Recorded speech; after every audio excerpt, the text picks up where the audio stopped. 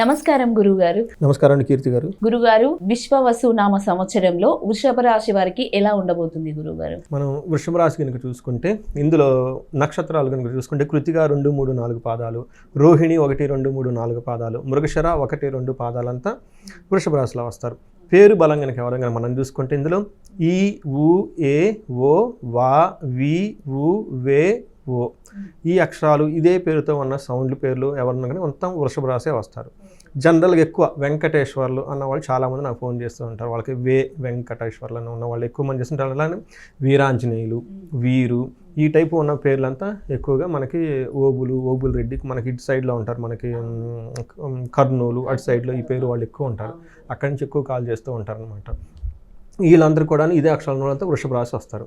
అయితే వృషభ రాశి వాళ్ళకి లాస్ట్ ఇయర్ కొంచెం మిక్స్డ్గా ఉంది, ఒక రకంగా బాగలేదనే మనం చెప్పుకోవాలి. అయితే ఈ సంవత్సరం వీళ్ళకి ఎలా ఉండబోతుందంటే మనకి ఆదాయ ఫలితాలు కనుక చూసుకుంటే ఆదాయము, వ్యయము, రాజ్యపూజ్యము, అవమానం కనుక చూసుకుంటే వీళ్ళకి ఆదాయం 11, వ్యయం 5. ఓకే, ఆదాయం 11, వ్యయం 5. సో రాజ్యపూజ్యం 1, అవమానం 3. సో ఈ ఫిగర్స్ని పడితే ఎలా ఉందండి మీకు? బాగుంది కదా. సో ఆదాయం 11, వ్యయం 5 ఉంది కాబట్టి మనకి ఆదాయం చాలా ఎక్కువ వస్తుంది. అట్లానే వీళ్ళకి రాజ్యపూజ్యం 1, అవమానించే వాళ్ళు 3 ఉన్నారు. అఫ్కోర్స్ అది 4లో 3 వ్యతిరేకిస్తూ ఉంటారు. బట్ ఓవరాల్గా చూసుకుంటే చాలా బాగుంది. మనం వీళ్ళకి గ్రహస్థితి కనుక చూసుకుంటే శని మీనరాశిలోకి పండగతో పాటు వచ్చేస్తున్నారు. తర్వాత రాహు కేతువులు వీళ్ళంతా మే 14, 18 తారీఖున మూవ్ అవుతున్నారండి.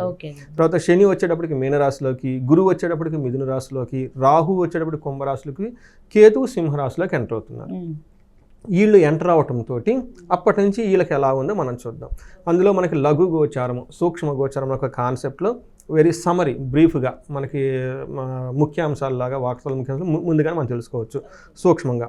ఇందులో వీళ్ళకి శని 11వ ఇంట్లో ఉంటున్నారు, మంచి ప్లేస్లో ఉన్నారు. తర్వాత వీళ్ళకి ఏమని చెప్తారంటే 4 ముక్కల్లో మొత్తం ధనలాభం, విత్త సమృద్ధి, వైరం. వీళ్ళు కనుక చూసుకుంటే ఫస్ట్ శని వల్ల ధనలాభం వస్తుంది. ఇది 2.5 సంవత్సరం ధనాన్ని ఇస్తూ ఉంటారు. అట్లానే విత్త సమృద్ధి, చక్కగా మనీ విషయం లాస్ట్ ఇయర్ వీళ్ళు చాలా బాధపడ్డారండి. టయానికి డబ్బులు అందక చాలా బాధపడి ఉంటారు. అయితే వీళ్ళకి ఆ ప్రాబ్లమ్స్ అన్నీ పోయి ధనం చక్కగా ఇంట్లో వర్షం కురిసినట్టు కురుస్తుందండి. తర్వాత 11వ ఇంట్లో కనుక రాహు ఉండటం వల్ల మిక్స్డ్ రిజల్ట్, కొంచెం బాగుంటుంది, కొంచెం బాగలేదని చెప్పుకోవచ్చు. కేతు 4వ ఇంట్లో ఉండటం వల్ల కుటుంబ స్థానానికి సంబంధించిన స్థానంలో వీళ్ళతో గొడవలు అయ్యే అవకాశం ఎక్కువగా ఉంటుంది. పర్టికులర్గా ఇంటికి సంబంధించిన విషయాల్లో ఎక్కువ గొడవలు వచ్చే అవకాశం ఎక్కువగా ఉంది. బట్ ఓవరాల్గా చూసుకుంటే మేజర్ 2 గ్రహాలు చాలా సపోర్ట్ ఇస్తున్నాయని చెప్పుకోవాలి. మనం డీటెయిల్స్ కనుక చూసుకుంటే శని వీళ్ళకి 3rd హౌస్ను చూస్తూ 8th హౌస్లో ఉండి 11th హౌస్లో ఉండటం వల్ల ఎలా ఉంటుందంటే మనకి మహర్షుల సంస్కృతిలో ఏం చెప్తారంటే వీళ్ళకి ఆరోగ్య మర్ధలాభచ్చ, స్త్రీపుత్ర సుఖవర్ధనం, చిత్తశుద్ధి, అభీష్టర సిద్ధి, ఏకాదశగతో శనో అని చెప్తారు. దీని మాకు 11వ ఇంట్లో కనుక శని ఉండటం వల్ల చాలా శనికి యోగ్యతనిచ్చే ప్లేస్ అనమాట. వచ్చే 2.5 సంవత్సరం శని చాలా మంచి ఫలితాలు తీసుకొని రాబోతున్నారు ఈ వృషభ రాశి వారికి. ఎలా ఉంటాయి అంటే ఫస్ట్ ఆరోగ్యం, చక్కగా ఆరోగ్యం బాగుంటారు. అర్ధలాభం, ధనం బాగుంటుంది. తర్వాత వీళ్ళకి స్త్రీ పుత్ర సుఖవర్ధనం అని చెప్తారు.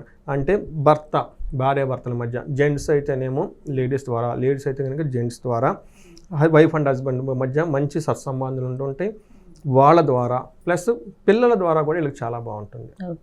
అంతేకాకుండా ఏమని చెప్తారు, చిత్తశుద్ధి, వీళ్ళకి మైండ్ చాలా బాగుంటుంది. ఏదైనా పని చేసినా కానీ చాలా దృఢ సంకల్పంతో, ప్యూర్ మైండ్తో, చాలా నిర్మలమైన మనస్తత్వంతో అన్ని పనులు చేస్తూ ఉంటారు. అంతేకాకుండా అభీష్టర సిద్ధి, ఇప్పటిదాకా వాళ్ళు ఏదైనా కనుక చెయ్యాలనుకుంటే లాస్ట్ 2 years 3 years ఒక ఫారిన్ వెళ్ళాలో, లేదంటే ఒక గ్రాడ్యుయేషన్ తీసుకోవాలో, ఒక మంచి హైఫై కంపెనీలో చేయాలి, వాళ్ళకి కోరికలు ఉండండి, అంటే ఒక యాంబిషన్స్ ఉంటాయి, అవన్నీ వీళ్ళకి ఈ టైంలో నెరవేరుతాయి.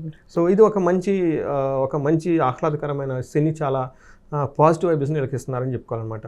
3rd హౌస్లో దృష్టి ఉండటం వల్ల వీళ్ళకి బ్రదర్స్ నుంచి చాలా హెల్ప్ వస్తుంది. అంతేకాకుండా వీళ్ళు కూడా చాలా ధైర్యంగా ఉంటారు, దేనికి ఏమంటారు లొంగన విధంగా చాలా స్ట్రైట్ ఫార్వర్డ్, డిగ్నిటీగా ఉండే స్ట్రాంగ్గా ఉంటారు. 8th హౌస్లో దృష్టి ఉండటం వల్ల వీళ్ళు లీగల్కి సంబంధించిన విషయాల్లో కొంచెం జాగ్రత్తగా ఉంటుంది. వేరే వాళ్ళు నిందలు మోపే అవకాశం ఎక్కువగా ఉంటుంది, డిఫికల్టీస్ ఉంటుంది. ఇలా litigations related matters, legal related మ్యాటర్స్ను వెళ్ళకుండా ఉంటే బాగుంటుంది. ఏదైనా కనుక సమస్య వచ్చినా కొంత సహనంగా ఉంటే దాన్ని ఆ ప్రకారంగా వెళ్ళిపోతుందని చెప్పుకోవాలి. వీళ్ళకి జూపిటరు 2వ ఇంట్లో ఉండటం వల్ల ఏమవుతుందంటే 6th హౌస్ 10th హౌస్ని కూడా చూడటం వల్ల వీళ్ళకి 2nd హౌస్లో ఉండటం వల్ల ఆనందం, మనస్సౌఖ్యం, యశోవృద్ధి, సౌభాగ్యం, ధనాగమన, అందుకే ధర్మ వ్యయం మనసౌఖ్యం ద్వితీయ స్థానికే గురువు అని చెప్తారు. గురువు రెండో ఇంట్లో ఉండడం వల్ల ఏమవుతుందంటేనండి మనసు చాలా చక్కగా ఉంటుందంట, ఆరోగ్యంగా ఉంటారు, సౌభాగ్యం ఉంటుంది, ధనాదాయం ఉంటుంది, ధర్మ కార్యాలు ఎక్కువగా చేస్తూ ఉంటారు, చక్కగా అందరితో మాట్లాడుతూ ఉంటారు అన్నమాట.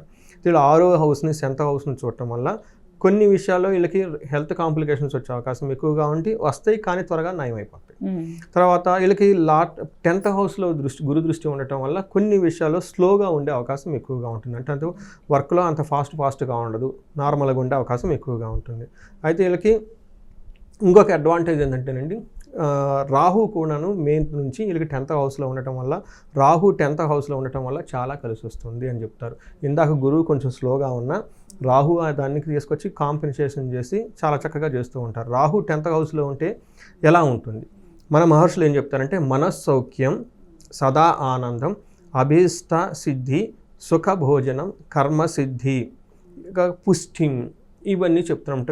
10వ స్థానకే ఫణి అని చెప్తారన్నమాట. 10వ ఇంట్లో కనుక ఫణి అంటే రాహు ఉంటే ఏమవుతుందంటేనండి మనస్సు సౌఖ్యంగా ఉంటుంది, ఎప్పుడు ఆనందంగా ఉంటారు, ఇష్టమైన భోజనం తింటారు, ఆనందంగా ఉంటారు, బలంగా ఉంటారు, దేహపుష్టి కలిగి ఉంటారు, జిమ్కి వెళ్తారు, యాక్టివ్గా ఉంటారు, చాలా చక్కగా ఉంటారు. సో మనకు చూసుకుంటే అనుకుంటే శని బాగున్నారు, గురువు బాగున్నారు, రాహువు బాగున్నారు. ఒక కేతు మాత్రం ఇంటికి సంబంధించిన విషయాల్లో, సుఖానికి సంబంధించిన విషయాల్లో కొంచెం ఇబ్బందులు పెట్టి ఆటంకాలు కలిగించే అవకాశం ఎక్కువగా ఉంది. ఈ ప్రకారంగా చూసుకుంటే ఈ రాశి వాళ్ళు ఈ విశ్వవసు నామ సంవత్సరంలో చాలా చక్కగా ఉందని మనం తెలుసుకోవాలి. ఓకే గురుగారు, నక్షత్రాల పరంగా ఎలా ఉంటుంది ఈ రాశి వారికి? ఇందులో 3 నక్షత్రాలు ఉంటాయండి, కృతిక, రోహిణి, మృగశిర. మనం కృతికా నక్షత్రం కనుక చూసుకుంటే వీళ్ళకి రాజ్యం అంటే ప్రమోషన్స్ వచ్చే అవకాశం ఎక్కువగా ఉంది, సంపదలు వచ్చే అవకాశం ఎక్కువగా ఉంది. ఎవరైనా ఫారిన్ వెళ్ళాలనుకున్న వాళ్ళకి చాలా యోగ్యకరమైన టైం అని మనం చెప్పుకోవాలి. హెల్త్ కాంప్లికేషన్స్ ఇప్పటిదాకా ఎవరైనా కనుక హెల్త్తో బాగలేకపోతే ఈ టైంలో చాలా బాగుండే అవకాశం ఎక్కువగా ఉంది.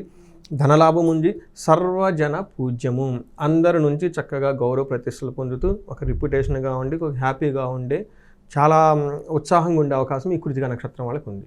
అలానే రోహిణి నక్షత్రం వాళ్ళకి రాజ్యము, సంపద, పరవాసము, సర్వజన పూజ్యము అంతా బాగుంది. అప్పటిదాకా ఎవరైతే కనుక హెల్త్ కాంప్లికేషన్స్లో ఫేస్ చేస్తుంటే హెల్త్ నయమైపోయే అవకాశం ఎక్కువగా ఉంటుంది. నవంబరు, డిసెంబర్లో లాస్ట్ 2 months, లాస్ట్ 3-4 months కొంచెం హెల్త్ విషయంలో జాగ్రత్తగా ఉండాలి. మృగశిర నక్షత్రం వాళ్ళకి రాజ్యము అంటే ఒక ప్రమోషన్స్ లాగా వచ్చే అవకాశం ఎక్కువగా ఉంది. ఈ రాశి ఈ నక్షత్రం పరవాసము, ఫారిన్ వెళ్ళాలనుకున్న వాళ్ళకి, లేదంటే ట్రాన్స్ఫర్ వేరే ఎక్కడి నుంచి వాళ్ళకి ఉన్న ప్లేస్ నుంచి వేరే చోట ట్రాన్స్ఫర్ అవ్వాలనుకున్నా కావండి, లేదంటే ఉన్న ప్లేస్ నుంచి ఇంకో చోటుకి వెళ్ళే అవకాశం చాలా ఎక్కువగా ఉంటుంది. వీళ్ళకి కూడా హెల్త్ కాంప్లికేషన్ మార్చి నుండి వచ్చే అవకాశం ఎక్కువగా ఉంది.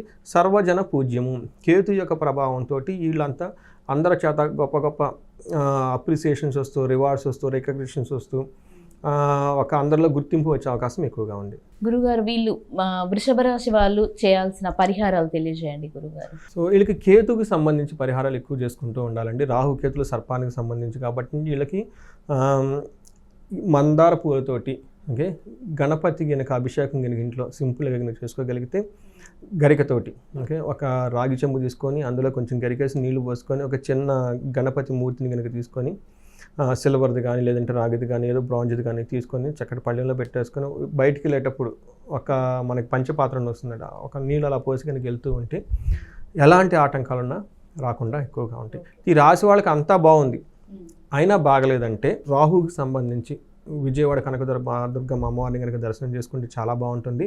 అక్కడ మనకి పక్కనే సుబ్రహ్మణ్యేశ్వర స్వామి గుడి కూడా ఉంటుంది, మీరు గమనించే ఉంటారు ఇల్లు ఉంటే కనుక. అక్కడ కనుక ఇల్లు దీపారాధన కనుక చేసుకుంటే సుబ్రహ్మణ్యేశ్వర స్వామి కనుక దర్శించుకొని కొంచెంసేపు అక్కడ మెడిటేషన్ చేసుకొని ఒక దీపారాధన కనుక చేస్తే చేయనిస్తారండి, అక్కడ స్పేస్ ఉంటుంది. అది కనుక చేసుకోగలిగితే ఈ మనకి రాహుకి సంబంధించి కానీ కేతుకి సంబంధించిన ఏమైనా దోషాలు ఉంటే ఈ గోచారం తిరిగే ఉంటే అవి కూడా తొలగిపోయి వీళ్ళకి చాలా చక్కగా శోభాయమానంగా వృద్ధిలోకి ఉంటారని తెలుసుకోవచ్చండి. ఓకే గురుగారు, వృషభ రాశి గారి అనుకూలతలు, వాళ్ళు చేయాల్సిన పరిహారాలు చాలా చక్కగా వివరించారు. ధన్యవాదాలు గురుగారు. నమస్కారం అండి.